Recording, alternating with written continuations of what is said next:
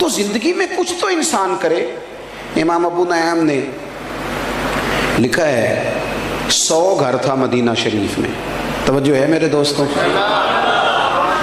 ایک 100 گھر تھا پورا مدینہ منورہ میں، جہاں 2 وقت کا کھانا بھی جاتا تھا، دوائی کا خرچ بھی جاتا تھا۔ 100 گھر، تھوڑی سی آبادی ہوتی تھی، 100 گھر پورا کھانا جاتا ہے، کپڑے جاتے ہیں، دوائی کا خرچ جاتا ہے، لیکن پتہ کوئی نہیں کون دے جاتا ہے، پتہ کوئی نہیں۔ کوئی نقاب پوش آتا ہے، اگر اس سے نام پوچھتے ہیں تو غصہ کرتا ہے، اور صحیح والا غصہ کرتا ہے۔ اگر کوئی بات کرتے ہیں تو ناراض ہو جاتا ہے، کہتا ہے اگر آپ نام پوچھا تو آؤں گا نہیں۔ 100 گھر، اور یہ کام سالوں چلا، سالوں۔ پھر اچانک نا کچھ دن گزرے تو وہ کھانا، وہ چیزیں آنی بند ہو گئی۔ لوگ ایک دوسرے سے پوچھنے لگے تیرے گھر نہیں آتا؟ نہیں، اب میرے گھر بھی نہیں آتا۔ تیرے ہاں بھی نہیں پہنچا؟ نہیں۔ اب لوگ ایک دوسرے سے تفصیلات لیتے ہیں، معلومات کرتے ہیں، کب سے نہیں آیا تیرے گھر؟ اس نے کہا 18 محرم سے۔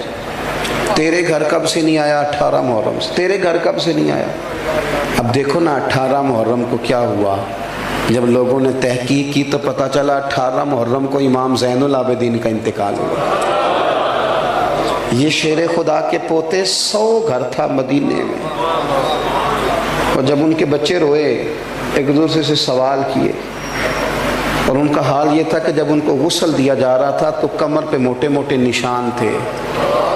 لوگوں نے صاحبزادہ گرامی قدر سے پوچھا یہ کیا ہے؟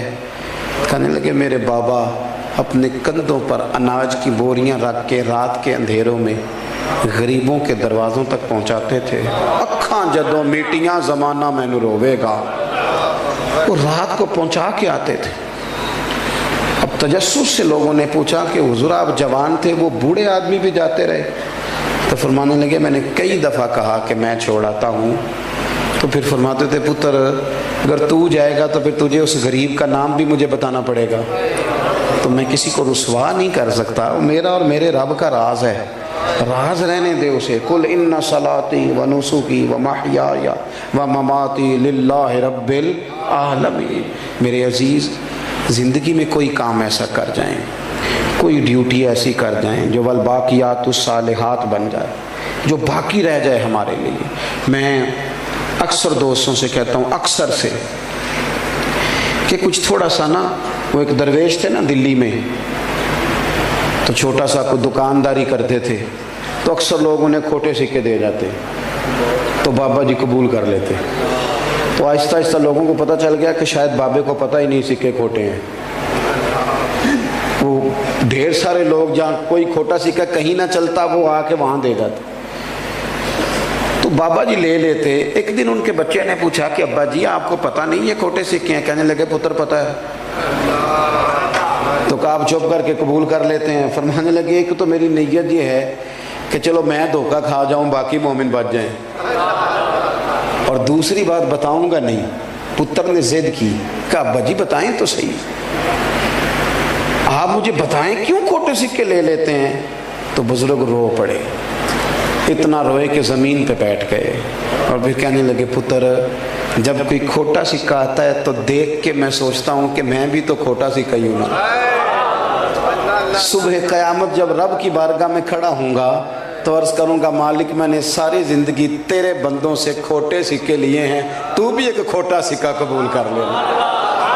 ایک کھوٹا سکہ ہے جسے بھی قبول کر لے۔ امید ہے ان جملوں پہ رحمت فرمائے گا، کرم فرمائے گا۔ اخلاص والا مزاج پیدا کریں، کسی کو 2 وقت کا کھانا دے کے اس کا گلی گلی تذکرہ نہ کریں۔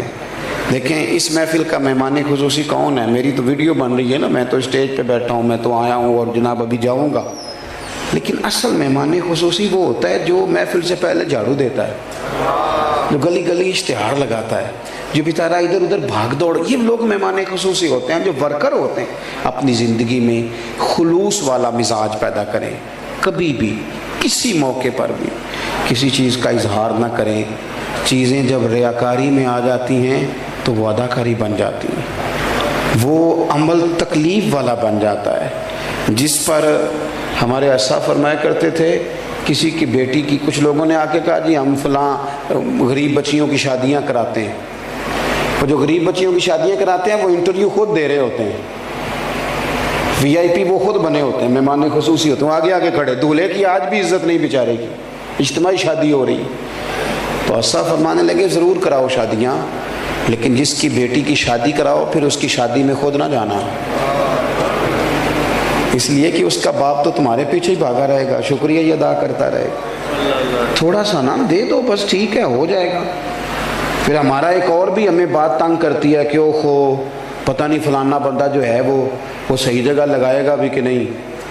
سچ بتانا، جو اللہ نے ہمیں دیا ہے ہم اس کے اہل تھے، ہمارے اندر قابلیت تھی، جب اس نے اپنے فضل سے دے دیا ہے تو ہمیں بھی اس کے بندوں کی اتنی تفتیش تو نہیں نہ کرنی چاہیے جتنی کہ ہم کرتے ہیں.